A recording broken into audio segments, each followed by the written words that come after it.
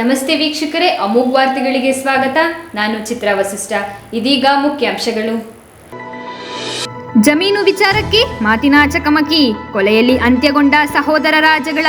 ಅರಕಲಗೂಡು ತಾಲೂಕಿನ ಸೋಂಪುರ ಗ್ರಾಮದಲ್ಲಿ ಘಟನೆ.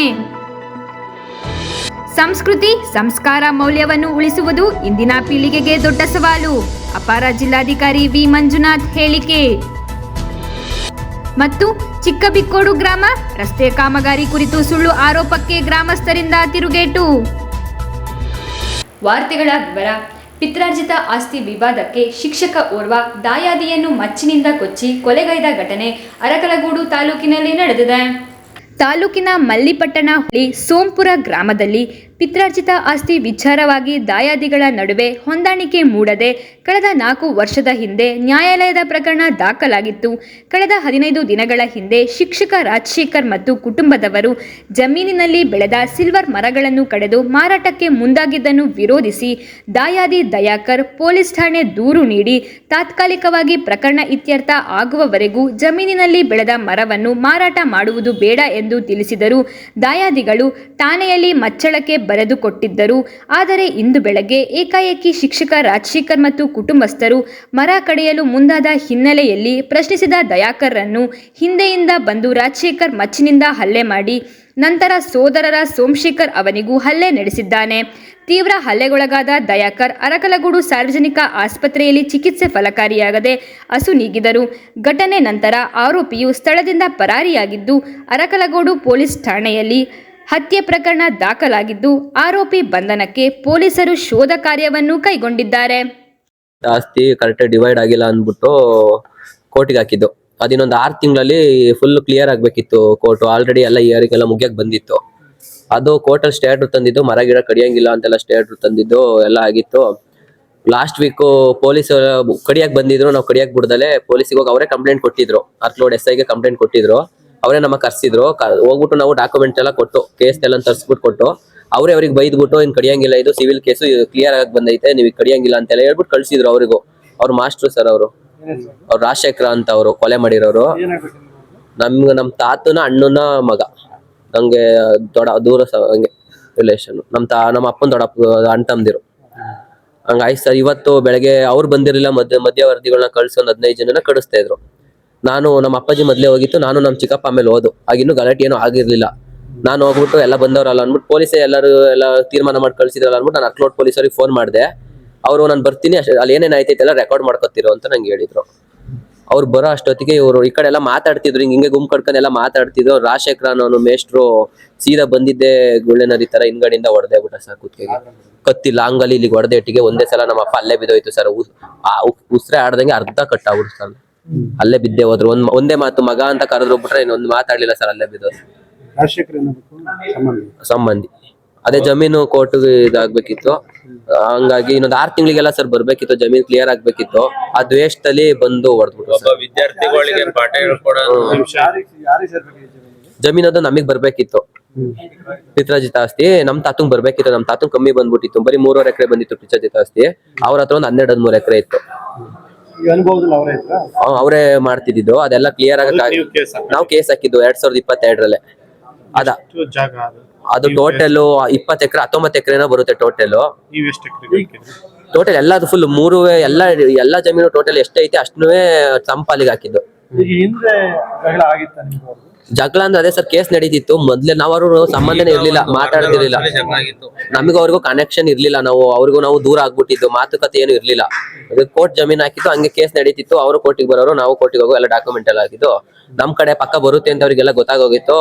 ಹಂಗಾಗಿ ಮರ ಕಡಿಯಕ್ಕೆ ಅಂತ ಬಂದ್ರು. ನಮ್ಮ ಅಪ್ಪಾಜಿ ಮರ ಕಡಿದಂಗೆ ಪೊಲೀಸ್ ಕಡೆಯಿಂದ ನಿಲ್ಲಿಸ್ತು. ಇವತ್ತು ಹಿಂಗ್ ಗಲಾಟಿಲಿ ಎಲ್ಲ ಪ್ಲಾನ್ ಮಾಡ್ಕೊಂಡು ಕೈಯಲ್ಲಿ ಖಾರ ಪುಡಿ ಎಲ್ಲ ಇಟ್ಕೊಂಡು ಬಂದು ಹೊಡಿಲೇಬೇಕು ಅಂತ ನಮ್ಮ ಅಪ್ಪಾಜಿಗೆ ಒಂದೇ ಏಟು ಬಂದ ತಕ್ಷಣ ಹೊಡೆದ್ಬಿಟ್ರು. ನಮ್ಮ ಅಪ್ಪಾಜಿನ ಹೊಡೆದ ತಕ್ಷಣ ಅವ್ರು ಹೋದ್ರು ಅಂತ ಗೊತ್ತಾಗೋಯ್ತು ಅವ್ರಿಗೆ. ಹೊಡೆದ್ಬಿಟ್ಟು ನಮ್ ಚಿಕ್ಕಪ್ಪನ ಕಡೆಗೆ ತಿರ್ಕಂದ್ರು. ನಾನು ಹೋಗಿ ನಮ್ ಚಿಕ್ಕಪ್ಪಂಗ ಹೊಡೆದ್ರು ಸರ್. ಇಲ್ಲಿ ಮಾರ್ಕ್ ಆಯ್ತು, ಕೈ ಹಿಡಿದ್ಬಿಟ್ರು ಹಿಂಗ ಅವರು. ಕೈ ಫುಲ್ ಹಿಂಗ ಏಟಾಗ್ಬಿಟ್ಟೈತಿ. ಕೈ ಹೊಡೆದೊಟ್ಟಿಗೆ ಇನ್ನು ಓಪನ್ ಆಗೈತೆ ಕೈ. ಇಲ್ಲಾಂದ್ರೆ ಅವ್ರು ಹೋಗ್ಬಿಡೋರು ಸರ್. ನಮ್ ಚಿಕ್ಕಪ್ಪನ್ನು ತೆಗೆದು ಬಿಡೋರು. ನಾನು ಹೋದೆ, ನನಗೂ ಕೈ ಗೇಟ್ ಆಯ್ತು. ನನಗೂ ಜಾಡ್ಸ್ ಹೋದ್ರು, ತೊಳೆದ್ರು. ಅವರೆಲ್ಲ ಫ್ಯಾಮಿಲಿನೇ ಬಂದ್ಬಿಟ್ಟಿದ್ರು ಸರ್. ಹೆಂಗಸ್ರು ಮಕ್ಕಳೆಲ್ಲ ಖಾರ ಪುಡಿ ಎಲ್ಲ ಎಡ್ಸ್ಕೊಂಡ್ ಬಂದ್ಬಿಟ್ಟಿದ್ರು. ಅವರು ಪ್ಲಾನ್ ಮಾಡ್ಕೊಂಡು ಎಲ್ಲ ವೈಯಕ್ತಿಕವಾಗಿ ಪ್ಲಾನ್ ಮಾಡ್ಕೊಂಡು ಎಲ್ಲ ಬಂದ್ಬಿಟ್ಟಿದ್ರು. ಇಂದಿನ ಸಮಾಜದ ಬದಲಾವಣೆಯ ವೇಳೆಯಲ್ಲಿ ನಮ್ಮ ಸಂಸ್ಕೃತಿ, ಸಂಸ್ಕಾರ ಹಾಗೂ ಮೂಲ ಮೌಲ್ಯಗಳನ್ನು ಉಳಿಸಿಕೊಂಡು ಹೋಗುವುದು ಅತ್ಯಂತ ದೊಡ್ಡ ಸವಾಲಾಗಿ ಪರಿಣಮಿಸಿದೆ ಎಂದು ಹಾಸನದ ಅಪರ ಜಿಲ್ಲಾಧಿಕಾರಿ ಡಾಕ್ಟರ್ ವಿ ಮಂಜುನಾಥ್ ಹೇಳಿದರು. ಹಾಸನಾಂಬ ಥಿಯಾಸಾಫಿಕಲ್ ಸೊಸೈಟಿ ಆವರಣದಲ್ಲಿ ಜಿಲ್ಲಾ ಥಿಯಾಸಾಫಿಕಲ್ ಸೊಸೈಟಿ ಒಕ್ಕೂಟ, ಅಂಚೆ ನೌಕರರು, ಸ್ನೇಹಿತರ ಬಳಗ ಹಾಗೂ ವಿವಿಧ ಸಂಘ ಸಂಸ್ಥೆಗಳ ಸಂಯುಕ್ತಾಶ್ರಯದಲ್ಲಿ ಆಯೋಜಿಸಿದ್ದ ಅಭಿನಂದನಾ ಕಾರ್ಯಕ್ರಮವನ್ನು ಉದ್ಘಾಟಿಸಿ ಮಾತನಾಡಿದ ಅವರು, ತಾಯಿ ಗರ್ಭದಲ್ಲಿಯೇ ಮಕ್ಕಳಿಗೆ ಅವಶ್ಯಕ ಕಲ್ಪನೆ, ರೂಪುರೇಖೆ ಮತ್ತು ಬುದ್ಧಿ ವೈಶಿಷ್ಟ್ಯಗಳು ರೂಪುಗೊಳ್ಳುತ್ತವೆ. ಮಗು ಜನಿಸಿದ ಕ್ಷಣವೇ ತಾಯಿಗೆ 7 ಜನ್ಮದ ಸಂತೋಷ, ಆ ಮಗು ಬದುಕಿನಲ್ಲಿ ಸಾಧನೆ ಮಾಡಲಿ ಎಂಬ ವಿಶ್ವಾಸವೇ ಮಗು ತಾಯಿ ಸಂಬಂಧದ ಪ್ರಥಮ ಬಾಂಧವ್ಯ. ತಂದೆ ತಾಯಿಯ ವಿಶ್ವಾಸಕ್ಕೆ ತಕ್ಕಂತೆ ಬದುಕಿನಲ್ಲಿ ಕಾರ್ಯಪ್ರವೃತ್ತಿಯಾದರೆ ಯಾರಾದರೂ ಏನಾದರೂ ಸಾಧಿಸಬಹುದು. ಏನಾದರೂ ಸಾಧನೆ ಮಾಡುವ ವಿಶ್ವಾಸದಲ್ಲಿ ನಾವು ಕಾರ್ಯಪ್ರವೃತ್ತಿಯಾದರೆ ಖಂಡಿತವಾಗಿ ಸಾಧಿಸಬಹುದು. ನಮಗೆ ಈ ದೇಶ ಏನು ಕೊಟ್ಟಿದೆ ಎಂಬುದು ಮುಖ್ಯವಲ್ಲ, ಆದರೆ ನಾವು ದೇಶಕ್ಕೆ ಏನು ಕೊಟ್ಟಿದ್ದೇವೆ ಎಂಬುದು ಬಹಳ ಮುಖ್ಯ. ಗಾಳಿ, ನೀರು, ಬೆಳಕು ಇವೆಲ್ಲವೂ ಪ್ರಕೃತಿಯಿಂದ ಉಚಿತವಾಗಿ ಸಿಗುವ ವರಗಳು. ಆದರೆ ಆಸ್ಪತ್ರೆಗೆ ಹೋದರೆ ಆಮ್ಲಜನಕಕ್ಕೂ ನೀರಿಗೂ ದುಡ್ಡು ಕೊಡಬೇಕಾಗುತ್ತದೆ. ಪ್ರಕೃತಿ ಇದನ್ನೆಲ್ಲ ನಮಗೆ ಕೊಟ್ಟಿರಬೇಕಾದರೆ ಪ್ರಕೃತಿಯನ್ನು ನಾವು ಯಾವ ರೀತಿ ಉಳಿಸಿಕೊಂಡು ಹೋಗಬೇಕು ಎಂಬುದರ ಬಗ್ಗೆ ನಮ್ಮ ಮುಂದಿನ ಸವಾಲಿದೆ. ಈಗಿನ ಪೀಳಿಗೆಗೆ ಈ ಸವಾಲನ್ನು ಎದುರಿಸಿ ನಿರ್ವಹಿಸಬೇಕು. ನಮ್ಮ ಸಂಸ್ಕೃತಿ ಮತ್ತು ಸಂಸ್ಕಾರಗಳನ್ನು ಉಳಿಸಿಕೊಂಡು ಹೋಗುವುದು ದೊಡ್ಡ ಸವಾಲಾಗಿದೆ. ಪಾಶ್ಚಿಮಾತ್ಯ ಸಂಸ್ಕೃತಿಗೆ ನಮ್ಮ ಹೆಣ್ಣು ಮಕ್ಕಳು ಏನಾದರೂ ಒಳಗಾಗಿ ಬಿಟ್ಟಿದ್ದಾರೆ. ಪೂಜೆ ಪುನಸ್ಕಾರ, ಹಬ್ಬ ಹರಿದಿನಗಳು ಇತರೆ ಯಾವುದೂ ಕೂಡ ನಡೆಯುವುದಕ್ಕೆ ಆಗುತ್ತಿರಲಿಲ್ಲ. ಮಕ್ಕಳಿಂದಲೇ ಸಂಸ್ಕಾರ ಮತ್ತು ನಮ್ಮ ಸಂಸ್ಕೃತಿ ಕಲಿಸಬೇಕು. ಯುವಕರಿಂದಲೇ ಸಮಾಜದಲ್ಲಿ ಒಂದು ಪರಿವರ್ತನೆ ಆಗಬೇಕಿದೆ. ಸಾಧಕರಿಗೆ ಸಾವಿಲ್ಲ, ಹಾಗೆ ಸಾಧನೆಗೆ ಕೊನೆಯಿಲ್ಲ. ನವ ಸಮಾಜ ನಿರ್ಮಾಣ ಮಾಡಿ ಸಮಾಜದಲ್ಲಿ ಒಂದು ಉತ್ತಮ ವಾತಾವರಣ ನಿರ್ಮಾಣ ಮಾಡಬೇಕಿದೆ ಎಂದು ಹೇಳಿದರು. ಅಂದರೆ ತಾಯಿ ಗರ್ಭದಲ್ಲೇ ಅಗತ್ಯವಿರ್ತಕ್ಕಂಥ ಎಲ್ಲ ರೂಪುರೇಷೆಗಳನ್ನು ನಮಗೆ ಕೊಡ್ತಾರೆ. ಬುದ್ಧಿಮತ್ತೆಯಿಂದ ಹಿಡಿದು ಅಂಗಾಂಗಗಳನ್ನು ಹಿಡಿದು ಪ್ರತಿಯೊಂದನ್ನು ಕೊಡ್ತಾರೆ.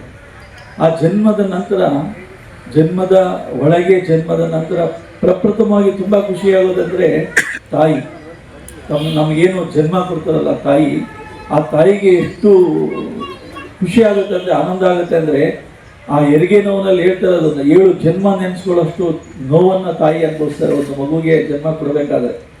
ಆದರೆ ಆ 7 ಜನ್ಮದ ಒಂದು ಸಂತೋಷವನ್ನು ಸಹ ಆ ಮಗು ಹುಟ್ಟಿನಲ್ಲಿ ನೋಡುತ್ತೆ. ತಾಯಿ ಕಣ್ಣಲ್ಲಿ ನೀರು ಬರ್ತಾ ಇದ್ರು ಸಹ ಅದು ಆನಂದದ ಭಾಷೆಯೋ ನೋವಿನ ಭಾಷೆಯೋ ಗೊತ್ತಿಲ್ಲ, ಆದರೆ ಆ ಮಗುವನ್ನು ನೋಡಿ 7 ಜನ್ಮದ ಸಂತೋಷವನ್ನು ನೋಡುತ್ತೆ. ಮತ್ತು ನನಗೆ ಒಂದು ಧ್ರುವತಾರೆ ಹುಟ್ಟಿದೆ, ಆ ಧ್ರುವತಾರೆ ಇವತ್ತು ಏನಾದರೂ ಒಂದು ಸಾಧನೆ ಮಾಡುತ್ತೆ ಅನ್ನೋ ಒಂದು ಕಲ್ಪನೆಯಲ್ಲಿ ಆ ಮಗುವನ್ನು ಬೆಳೆಸ್ತಾ ಹೋಗುತ್ತೆ, ತನ್ನ ಎದೆಯನ್ನು ಮುಗಿಸಿ ಬೆಳೆಸುತ್ತೆ ಅದು.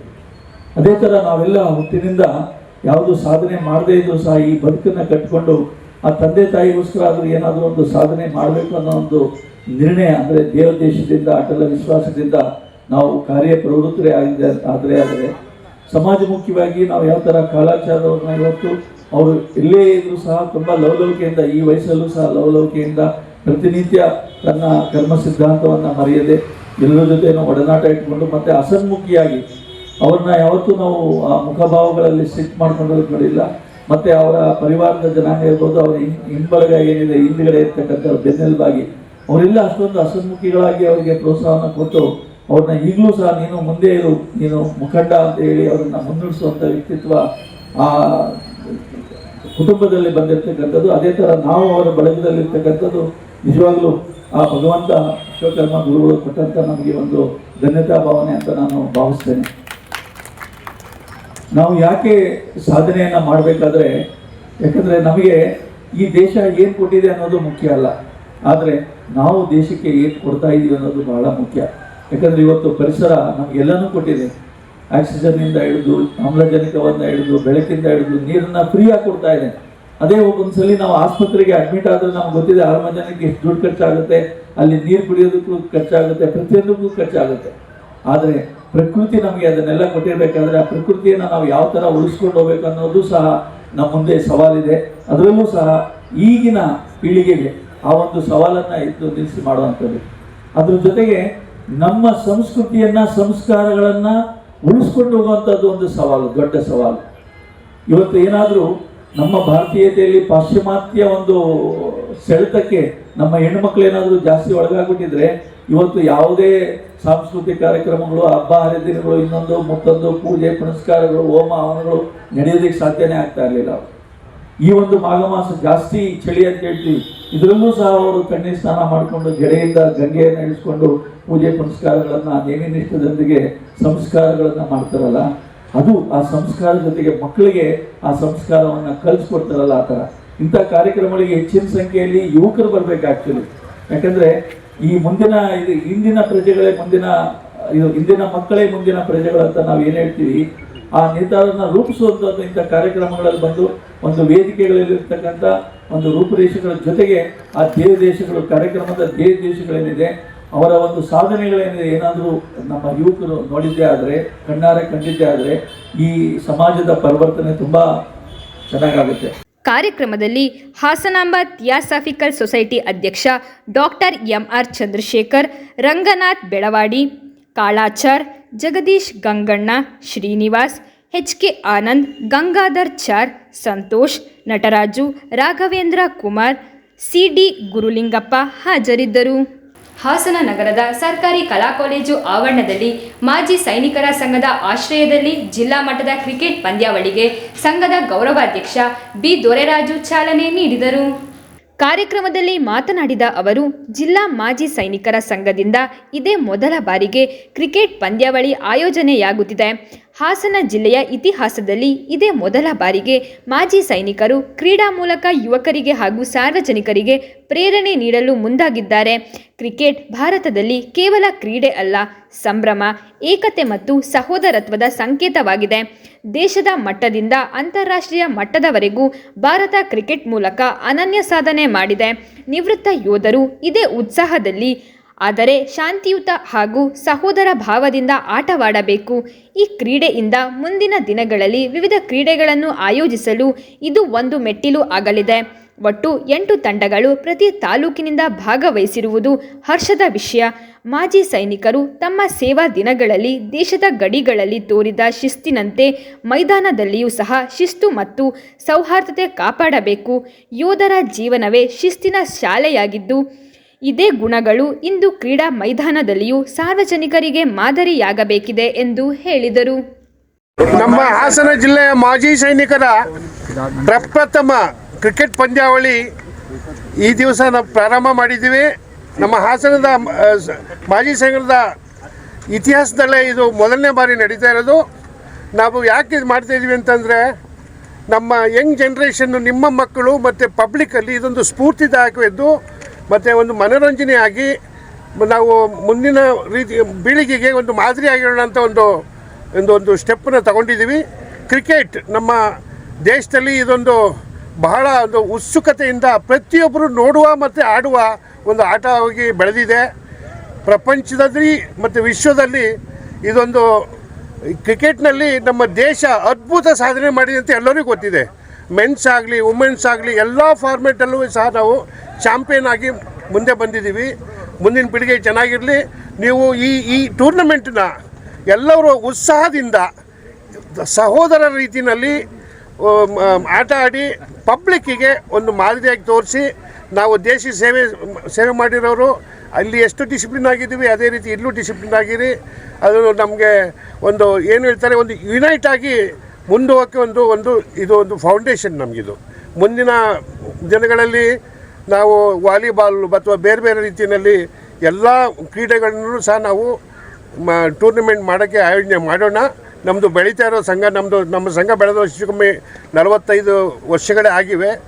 ಅದು ಹಿಂದೆ ಈ ಸ್ಥಿತಿ ಬರಲಿಕ್ಕೆ ಮಾಡಿರೋರು ಮತ್ತು ಕೈ ಜೋಡಿಸಿರೋ ಎಲ್ಲರಿಗೂ ನಾವು ಇವತ್ತು ನೆನೆಸ್ಕೊಂಡು ಇವತ್ತು ಇಲ್ಲಿ ಈ ಸ್ಟೇಜಿಗೆ ಬಂದಿದ್ದೀವಲ್ಲ, ನಮ್ಮೆಲ್ಲರಿಗೂ ಹೆಮ್ಮೆ ವಿಷಯ. ಈ ಸಂದರ್ಭದಲ್ಲಿ ಮಾಜಿ ಸೈನಿಕರ ಸಂಘದ ಅಧ್ಯಕ್ಷ ಎಎಸ್ ಪ್ರದೀಪ್ ಸಾಗರ್, ಪ್ರಧಾನ ಕಾರ್ಯದರ್ಶಿ ಡಿಇ ಸ್ವಾಮಿ, ಜಿಲ್ಲಾ ಉಪಾಧ್ಯಕ್ಷ ಬಿಕೆ ವೆಂಕಟೇಶ್, ಖಜಾಂಚಿ ಎಚ್ಎ ಲೋಕೇಶ್, ಕೃಷ್ಣೇಗೌಡ, ನಾರಾಯಣಸ್ವಾಮಿ, ಮಾಜಿ ಅಧ್ಯಕ್ಷ ನಾಗರಾಜು, ಮಾಜಿ ಪ್ರಧಾನ ಕಾರ್ಯದರ್ಶಿ ಬಾಲಕೃಷ್ಣ ಇತರರು ಉಪಸ್ಥಿತರಿದ್ದರು. ಇದೀಗ ಜಾಹೀರಾತು. ತಮ್ಮ ಕ್ವಾಲಿಟಿ ಪ್ರಾಡಕ್ಟ್ಸ್, ಅಫೋರ್ಡೆಬಲ್ ಪ್ರೈಸಸ್ ಮತ್ತು ಆಫ್ಟರ್ ಸೇಲ್ ಸರ್ವಿಸ್ಗಳಿಂದಾನೇ ತುಂಬಾನೇ ಫೇಮಸ್ ಆಗಿರೋ ವರ್ಲ್ಡ್ಸ್ ಲಾರ್ಜೆಸ್ಟ್ ಫರ್ನಿಚರ್ ಮ್ಯಾನುಫ್ಯಾಕ್ಚರರ್ಗಳಲ್ಲಿ ಒಂದಾದ ಡ್ಯಾಮ್ರೋ ಫರ್ನಿಚರ್ ತಮ್ಮ 25th ಆನಿವರ್ಸರಿಯನ್ನು ಸೆಲೆಬ್ರೇಟ್ ಮಾಡ್ತಿದ್ದಾರೆ. ಡ್ಯಾಮ್ರೋ ಫರ್ನಿಚರ್ನಲ್ಲಿ ನಿಮಗೆ ಮಾಡರ್ನ್ ಮತ್ತು ಪಾರಂಪರಿಕ ಶೈಲಿಯ ವೈಡ್ ರೇಂಜ್ ಆಫ್ ಫರ್ನಿಚರ್ಗಳು ದೊರೆಯುತ್ತೆ. ಯಾವುದೇ ಫರ್ನಿಚರ್ ಅನ್ನ ಪರ್ಚೇಸ್ ಮಾಡಿದ್ರು ಫ್ರೀ ಹೋಮ್ ಡೆಲಿವರಿ ಮತ್ತು ಫ್ರೀ ಅಸೆಂಬ್ಲಿಂಗ್ ಸರ್ವಿಸಸ್ ಅನ್ನ ಕೊಡ್ತಾರೆ. ನಮ್ಮಲ್ಲಿ ಎಲ್ಲ ಪ್ರಾಡಕ್ಟ್ಸ್ ಗಳಿಗೆ ಅಶ್ಯೂರ್ಡ್ ವಾರಂಟಿ ಇರುತ್ತೆ. ಜೊತೆಗೆ ನಿಮ್ಮ ಪ್ರತಿ ಖರೀದಿಗೆ ಸಾಲ ಸೌಲಭ್ಯದ ವ್ಯವಸ್ಥೆ ಸಹ ಇರುತ್ತೆ. ಹಾಸನದ ಸಾಲಗಾಮಿ ರೋಡ್ನ ಸೈನ್ಸ್ ಕಾಲೇಜು ಎದುರಿಗಿರುವ ನಮ್ಮ ಡ್ಯಾಮ್ರೋ ಫರ್ನಿಚರ್ ನಲ್ಲಿ ಅತ್ಯಾಕರ್ಷಕ ಬೆಲೆಯಲ್ಲಿ ವಿಶಾಲ ಶ್ರೇಣಿಯ ಫರ್ನಿಚರ್ಗಳು ದೊರೆಯುತ್ತದೆ. ನಮ್ಮಲ್ಲಿ 3+2 fabric sofas, leather sofas, fabric recliner ಮತ್ತು ಲೆದರ್ನ ಮ್ಯಾನ್ಯುಯಲ್ ಮತ್ತು ಮೋಟರೈಸ್ಡ್ ರಿಕ್ಲೈನರ್ಗಳು 10 ವರ್ಷದ ವಾರಂಟಿ ಜೊತೆಗೆ ಸಿಗುತ್ತೆ. Leather sofas, wardrobes, dressing tables, single wooden quartz, queen size quartz ಹಾಗೂ ವಿತ್ ಅಂಡ್ ವಿತೌಟ್ ಸ್ಟೋರೇಜ್ ಇರುವಂತಹ ಕಿಂಗ್ ಸೈಜ್ ಕಾಟ್ಗಳಿಗೆ 3 ವರ್ಷದ ವಾರಂಟಿ ಜೊತೆಗೆ ಆಕರ್ಷಕವಾದ 25,000 ಕ್ಯಾಶ್ ಬ್ಯಾಕ್ ಸಹ ಸಿಗುತ್ತೆ. ಹಾಗೂ ಡೈನಿಂಗ್ ಸೆಟ್ ಮೇಲೆ 15,000 ಕ್ಯಾಶ್ ಬ್ಯಾಕ್ ಅನ್ನ ಕೊಡ್ತಾ ಇದ್ದಾರೆ. ಇನ್ನು office executive table with cupboard ಜೊತೆಗೆ ಆಫೀಸ್ ಚೇರ್ಗಳು, ಸ್ಟಡಿ ಡೆಸ್ಕ್ ಗಳನ್ನ ಕಾಂಬೋ ಆಫರ್ ನಲ್ಲಿ ತಗೋಬಹುದು. ಇಷ್ಟೆಲ್ಲ ವೆರೈಟಿಗಳು, ಮಾಡೆಲ್ಸ್ಗಳು, ಆಫರ್ಸ್ಗಳು ಇರುವಂತಹ ಹಾಸನದ ಏಕೈಕ ಫರ್ನಿಚರ್ ಶೋರೂಮ್ ಅದುವೇ ನಮ್ಮ ಡ್ಯಾಮ್ರೋ ಫರ್ನಿಚರ್ಸ್. ವಿಳಾಸ ಸರ್ಕಾರಿ ವಿಜ್ಞಾನ ಕಾಲೇಜು ಎದುರು, ಸಾಲಗಾಮಿ ರಸ್ತೆ, ಹಾಸನ. ಹಿಂದೆ ಸೇಲ್ ಮಾಡಿ. ಸೇಲ್ ಯುವರ್ ಗೋಲ್ಡ್, ನಿಮ್ಮ ಚಿನ್ನವನ್ನು ಹಿಂದೆ ಸೇಲ್ ಮಾಡಿ. Sale your gold, stop it! ಎಲ್ಲರೂ ಚಿನ್ನನ ಸೇಲ್ ಮಾಡಿ ಅಂತ ಹೇಳ್ತಿದ್ದಾರೆ. ಆದ್ರೆ ನಮ್ಮ ಅಜ್ಜಿ, ತಂದೆ, ತಾಯಿ ಕೊಟ್ಟಂತ ಉಡುಗೊರೆಯ ಒಡವೆಗಳು ಹರಾಜ್ ಹೋಗ್ತಿವೆ. ಯಾರು ಒಡವೆಗಳನ್ನ ಉಳಿಸ್ಕೊಳ್ಳಿ ಅಂತ ಹೇಳ್ತಿಲ್ಲ. ನಮ್ಮ ಬೆನಕಾ ಗೋಲ್ಡ್ ಕಂಪನಿಗೆ ಕಾಲ್ ಮಾಡಿ ನಿಮ್ಮ ಒಡವೆಗಳನ್ನ ಬಿಡಿಸಿ ಉಳಿಸಿಕೊಡುತ್ತೇವೆ. EMI ಮೂಲಕ ನಿಮ್ಮ ಒಡವೆಗಳನ್ನ ವಾಪಸ್ ಪಡೆಯೋ ಸುವರ್ಣ ಅವಕಾಶ ನಿಮ್ಮದಾಗಿಸಿಕೊಳ್ಳಿ.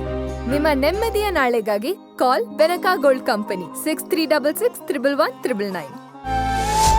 Benaka Gold Company, we value you and your valuables.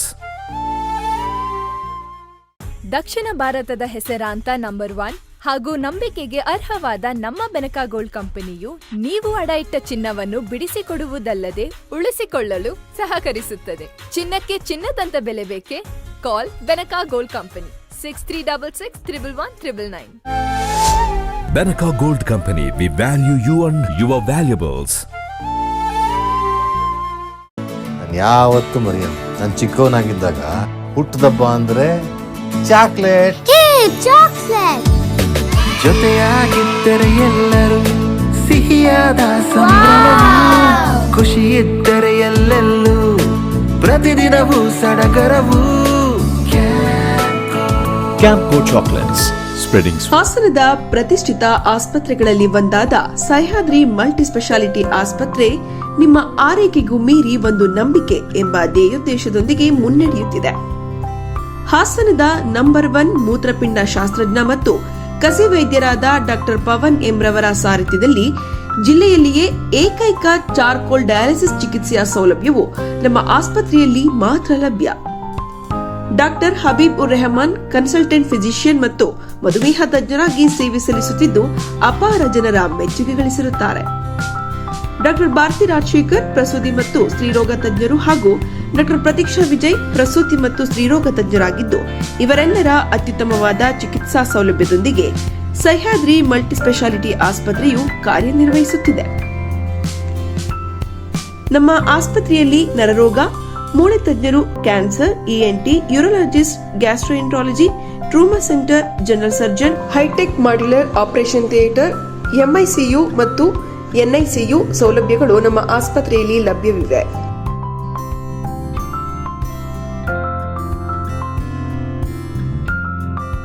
ದಿನದ 24 ಗಂಟೆಯೂ ತುರ್ತು ಸೇವಾ ವಿಭಾಗವು ತೆರೆದಿರುತ್ತದೆ. ಅತ್ಯಾಧುನಿಕ ಅಲ್ಟ್ರಾಸೌಂಡ್ ಸ್ಕ್ಯಾನಿಂಗ್, ಎಕ್ಸ್ರೇ ಮತ್ತು ಲ್ಯಾಬ್ ಹಾಗೂ ಎಲ್ಲ ರೀತಿಯ ಆರೋಗ್ಯ ವಿಮೆ ಸೌಲಭ್ಯವಿದೆ. ಸಹ್ಯಾದ್ರಿ ಮಲ್ಟಿ ಸ್ಪೆಷಾಲಿಟಿ ಆಸ್ಪತ್ರೆ, ಭಾರತಿ ಹೆಲ್ತ್ ಕೇರ್ ಕಾಂಪ್ಲೆಕ್ಸ್, ಗಂಧಕೋಟೆ ಮುಂಭಾಗ, RC ರಸ್ತೆ, ಹಾಸನ. Phone number 08172 265033 884022 446. ರಾಜ್ಯದ ಪ್ರತಿಷ್ಠಿತ ಸೇವಾ ಸಂಸ್ಥೆಗಳಲ್ಲಿ ಒಂದಾದ ರಾಷ್ಟ್ರೋತ್ಥಾನ ಪರಿಷತ್ ಭಾರತೀಯ ಜ್ಞಾನ ಪರಂಪರೆ, ನೈಜ ಇತಿಹಾಸ, ಸಂಸ್ಕೃತಿ, ಜೀವನ ಪದ್ಧತಿ ಪ್ರತಿಬಿಂಬಿಸುವ ಸಿಬಿಎಸ್ಇ ಪಠ್ಯಕ್ರಮದ 17 ವಿದ್ಯಾಕೇಂದ್ರಗಳನ್ನು ರಾಜ್ಯದ ವಿವಿಧ ಭಾಗಗಳಲ್ಲಿ ನಡೆಸುತ್ತಿದೆ. ಈ ಶಾಲೆಗಳಲ್ಲಿ ವಿದ್ಯಾರ್ಥಿಗಳ ಸರ್ವಾಂಗೀಣ ವಿಕಾಸಕ್ಕಾಗಿ ಪಂಚಮುಖಿ ಶಿಕ್ಷಣ ಎನ್ನುವ ವಿಶಿಷ್ಟ ಕಲಿಕಾ ಪದ್ಧತಿಯನ್ನು ಅನುಷ್ಠಾನಗೊಳಿಸಲಾಗಿದೆ.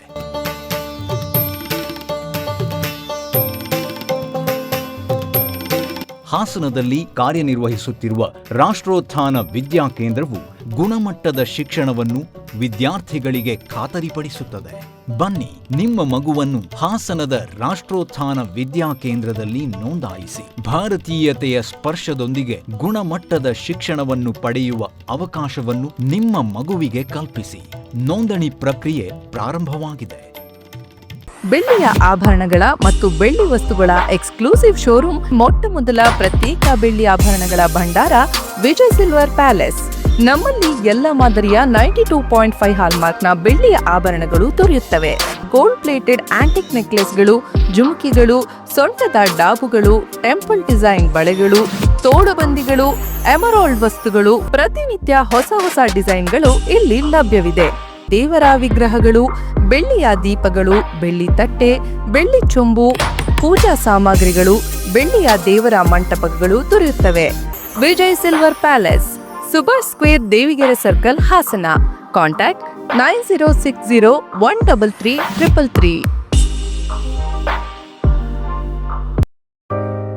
ಗೋಮತಿ ಕಲ್ಯಾಣ ಮಂಟಪ 14 ವಸಂತಗಳನ್ನು ಪೂರೈಸಿ 15ನೇ ವರ್ಷಕ್ಕೆ ಪಾದಾರ್ಪಣೆ ಮಾಡುತ್ತಿರುವ ನಮ್ಮ ಗೋಮತಿ ಕಲ್ಯಾಣ ಮಂಟಪವನ್ನ ಹೊಚ್ಚ ಹೊಸ ರೂಪದಲ್ಲಿ ನಿಮ್ಮ ಮುಂದೆ ಪ್ರಸ್ತುತಪಡಿಸುತ್ತಿದ್ದೇವೆ. ಅತ್ಯಾಧುನಿಕವಾಗಿ ನವೀಕರಣಗೊಂಡ ಕಲ್ಯಾಣ ಮಂಟಪದಲ್ಲಿ 1200 ಜನರು ಕೂರಬಹುದಾದಂತಹ ಬ್ಯಾಂಕ್ವೆಟ್ ಹಾಲ್ ಹಾಗೂ 700 ಜನರು ಊಟ ಮಾಡಬಹುದಾದ ಡೈನಿಂಗ್ ಹಾಲ್ ಇದ್ದು, ಮದುವೆ, ಬೀಗರ ಔತಣ, ನಾಮಕರಣ ಮತ್ತು ಎಲ್ಲ ಶುಭ ಸಮಾರಂಭಗಳಿಗೆ ಸಸ್ಯಾಹಾರಿ ಮತ್ತು ಮಾಂಸಾಹಾರಿ ಔತಣಗಳಿಗೆ ಹಾಲ್ ಅನ್ನ ನೀಡಲಾಗುತ್ತದೆ. 4 ಎಕರೆಗೂ ಅಧಿಕ ಜಾಗದಲ್ಲಿ ವಾಹನಗಳಿಗೆ ಉತ್ತಮವಾದ ಪಾರ್ಕಿಂಗ್ ವ್ಯವಸ್ಥೆ ಸಹ ಲಭ್ಯವಿದೆ. ನಿಮ್ಮ ಕುಟುಂಬದ ಸುಂದರ ಕಾರ್ಯಕ್ರಮಗಳನ್ನ ಅತ್ಯುತ್ತಮ ಕ್ಷಣಗಳನ್ನಾಗಿ ಮಾರ್ಪಾಡಾಗಿಸಲು ಒಂದು ಒಳ್ಳೆಯ ಜಾಗ, ಅದುವೇ ನಮ್ಮ ಗೋಮತಿ ಕಲ್ಯಾಣ ಮಂಟಪ. ಗೋಮತಿ ಕಲ್ಯಾಣ ಮಂಟಪ, ಕೋಟ್ ಹೊಸ ಬಸ್ ನಿಲ್ದಾಣದ ಹತ್ತಿರ, ಚನ್ನಪಟ್ಟಣ ಬಡಾವಣೆ, ಹೊಳೆನರಸೀಪುರ ರಸ್ತೆ, ಹಾಸನ. ಬುಕಿಂಗ್ ಹಾಗೂ ಹೆಚ್ಚಿನ ಮಾಹಿತಿಗಾಗಿ ಸಂಪರ್ಕಿಸಿ 9484827261 ಮತ್ತು 8970568666. ಮತ್ತೊಮ್ಮೆ ಅಮೋಘ ವಾರ್ತೆಗಳಿಗೆ ಸ್ವಾಗತ. 30 ವರ್ಷಗಳ ನಂತರ ಗ್ರಾಮಕ್ಕೆ ರಸ್ತೆ ಕಂಡಿದ್ದು, ಇದರಲ್ಲಿ ರಾಜಕೀಯ ಬೇಡ ಎಂದು ಗ್ರಾಮಸ್ಥರು ಮನವಿ ಮಾಡಿದರು. ಬೇಲೂರು ತಾಲೂಕಿನ ಚಿಕ್ಕಬಿಕ್ಕೋಡು ಗ್ರಾಮದಲ್ಲಿ ಸುಮಾರು 30 ವರ್ಷಗಳಿಂದ ಇಲ್ಲಿ ಯಾವುದೇ ರಸ್ತೆ ಅಭಿವೃದ್ಧಿಯಾಗದೆ ಹಾಗೂ ಇನ್ನಿತರ ಮೂಲಭೂತ ಸೌಕರ್ಯಗಳನ್ನು ಒದಗಿಸದೆ ನಮ್ಮ ಗ್ರಾಮ ಕುಂಠಿತವಾಗಿತ್ತು. ಆದರೆ ಈಗ ಶಾಸಕ ಎಚ್.ಕೆ. ಸುರೇಶ್ ಅವರು ಅನುದಾನವನ್ನು ಬಿಡುಗಡೆ ಮಾಡಿ ಚುನಾವಣೆ ಪೂರ್ವದಲ್ಲಿ ಹೇಳಿದ ಮಾತನ್ನು ಉಳಿಸಿಕೊಂಡಿದ್ದಾರೆ. ಆದರೆ ಇಲ್ಲಿ ಕೆಲವರು ತಮ್ಮ ರಾಜಕೀಯ ಬೇಳೆ ಬೇಯಿಸಿಕೊಳ್ಳಲು ಜನರನ್ನು ಸುಳ್ಳು ಮಾಹಿತಿ ನೀಡುವ ಮೂಲಕ ರಸ್ತೆ ವಿಚಾರಿ ದಿಕ್ಕು ತಪ್ಪಿಸುವ ಕೆಲಸ ಮಾಡುತ್ತಿದ್ದಾರೆ.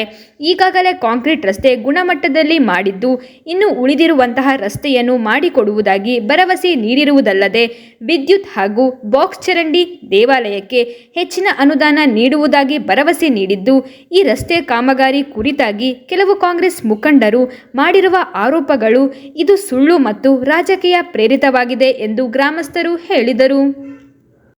ಈಗ ಅವ್ರನ್ನ ಊರಿಗೆ ಒಳ್ಳೇದು ಮಾಡಿದ್ರೆ ಬಿಟ್ರೆ ಅವ್ರಿಗೆ ಕೆಟ್ಟದ್ದೇನು ಮಾಡಕ್ ಹೋಗಿಲ್ಲ. ಅದೇ ಆಚಿಗೆ ಗೆಲ್ದಿದ್ದೆಲ್ಲ ಹೇಳಕ್ ಹೋಗ್ಬೇಕು ನಾವು ಮಾಡಿದ್ದ ಅಲ್ವಾ.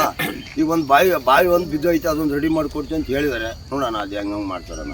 ನೀನು ಬಾಕ್ತಿರಂಡಿ ಈಗ ಮಾಡಿಸ್ತೀವಿ ಅಂತ ಹೇಳಿದ್ದಾರೆ. ರಾಜಕಾರಣ ಇದ್ರೆ ಅದು ನಮ್ಮ ಮನೇಲಿ, ಅದು ಇಲ್ಲೆಲ್ಲ ಮಾಡಂಗಿಲ್ಲ. ಯಾರು ನಮಗೆ ಎಮ್.ಎಲ್.ಎ ಅನುಕೂಲ ಮಾಡಿರ್ತಾರೆ ಅವ್ರನ್ನೇ ನಾವು ಎತ್ತು ಕಟ್ಕೋಬೇಕು, ಹೌದಾ ಅಲ್ವಾ?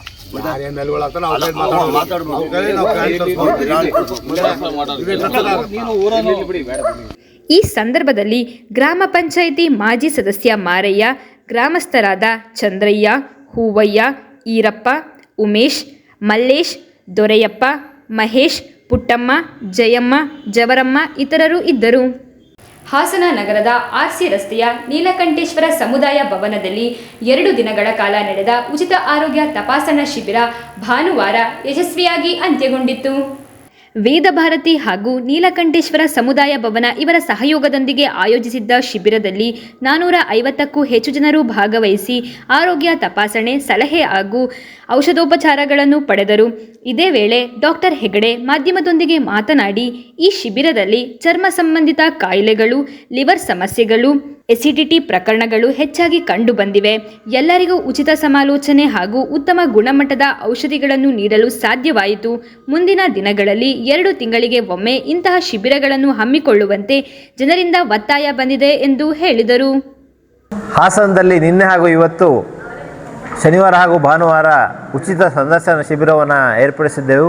ವೇದಭಾರತಿ ಹಾಸನ ಇವರ ಸಹಯೋಗದೊಂದಿಗೆ ನೀಲಕಂಠೇಶ್ವರ ಈ ಸಭಾಭವನ ಇವರ ಒಂದು ಸಹಾಯದೊಂದಿಗೆ ನಮ್ಮ ವಾಸ್ಕಿ ಯೋಗ ಗುರೂಜಿಯವರ ಮಾರ್ಗದರ್ಶನದಲ್ಲಿ ಹಾಗೆಯೇ ವೇದಭಾರತಿಯವರ ನಮ್ಮ ಶ್ರೀಧರ್ಜಿಯವರ ಮಾರ್ಗದರ್ಶನದಲ್ಲಿ ಹಾಗೂ ಊರವರ ಒಂದು ಸಹಾಯ ಸಹಕಾರದಿಂದ ಸುಮಾರು 450 ಜನರಿಗೆ ಉಚಿತವಾಗಿ ಚಿಕಿತ್ಸೆಗಳನ್ನು ಅಂದರೆ ಸಂದರ್ಶನವನ್ನು ಮಾಡಿ ಅವರಿಗೆ ಔಷಧಿ ಕೊಡಲಿಕ್ಕೆ ಸಾಧ್ಯ ಆಯಿತು.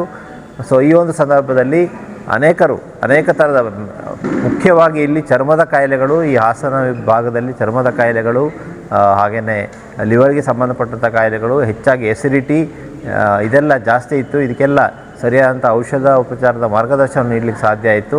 ಸ್ವಾಸ್ಥ್ಯ ಅಂತಾರಾಷ್ಟ್ರೀಯ ಸಂಸ್ಥೆಯ ಸಂಸ್ಥಾಪಕರಾದ ಉಮಾಮಹೇಶ್ವರ ಸ್ವಾಮೀಜಿ ಮಾತನಾಡಿ, ಹಾಸನದಲ್ಲಿ ಮೊದಲ ಬಾರಿಗೆ ಇಂಥ ದೊಡ್ಡ ಮಟ್ಟದ ಆರೋಗ್ಯ ಶಿಬಿರವನ್ನು ಡಾಕ್ಟರ್ ಹೆಗಡೆ ಅವರ ನೇತೃತ್ವದಲ್ಲಿ ಉಚಿತವಾಗಿ ಆಯೋಜಿಸಲಾಗಿದೆ. ಆರೋಗ್ಯ ತಪಾಸಣೆ, ರಕ್ತ ಪರೀಕ್ಷೆ, ಆಹಾರ ಮಾರ್ಗದರ್ಶನದ ಜೊತೆಯಲ್ಲಿ ಬಂದವರಿಗೆ ಊಟದ ವ್ಯವಸ್ಥೆಯನ್ನು ಮಾಡಲಾಗಿದೆ. ಸೇವಾ ಭಾವವೇ ಈ ಶಿಬಿರದ ಮುಖ್ಯ ಉದ್ದೇಶ ಎಂದು ಹೇಳಿದರು. ನಮಸ್ಕಾರ. ಹಾಸನದ ಒಂದು ವಾತಾವರಣದಲ್ಲಿ ಮೊಟ್ಟ ಮೊದಲನೇ ಬಾರಿಗೆ ನಮ್ಮ ನಿಸರ್ಗ ಮನೆಯ ನಮ್ಮ ಆತ್ಮೀಯರು ಡಾಕ್ಟರ್ ವೆಂಕಟರಮಣ ಹೆಗ್ಡೆಯವ್ರ ಜೊತೆಯಲ್ಲಿ ಇಲ್ಲಿ ಒಂದು ಆರೋಗ್ಯ ಶಿಬಿರವನ್ನು ಉಚಿತವಾಗಿ ಮಾಡಲಿಕ್ಕೆ ಯೋಜನೆ ಮಾಡಿ ನಿನ್ನೆ ಇವತ್ತು ಮಾಡಿದ್ದೇವೆ. ವೇದಭಾರತಿ ಹರಿಹರಪುರ ಶ್ರೀಧರ್ಜಿಯವರ ಒಂದು ಸಹಕಾರದ ಜೊತೆಗೆ ಈ ಒಂದು ಕುರುಹಿನ ಶಕ್ತಿ ಸಮಾಜದ ನೀಲಕಂಠೇಶ್ವರ ಸಭಾಭವನದ ಸಹಯೋಗದೊಂದಿಗೆ ಈ ಒಂದು ಕಾರ್ಯಕ್ರಮ ಹಾಸನದ ಜನತೆಗೆ ತುಂಬ ಅದ್ಭುತವಾಗಿ ತಲುಪಿದೆ. ಮಾಧ್ಯಮ ಮಿತ್ರರು ಕೂಡ ಇದಕ್ಕೆ ತುಂಬ ಸಹಕಾರ ನೀಡಿದ್ದಾರೆ.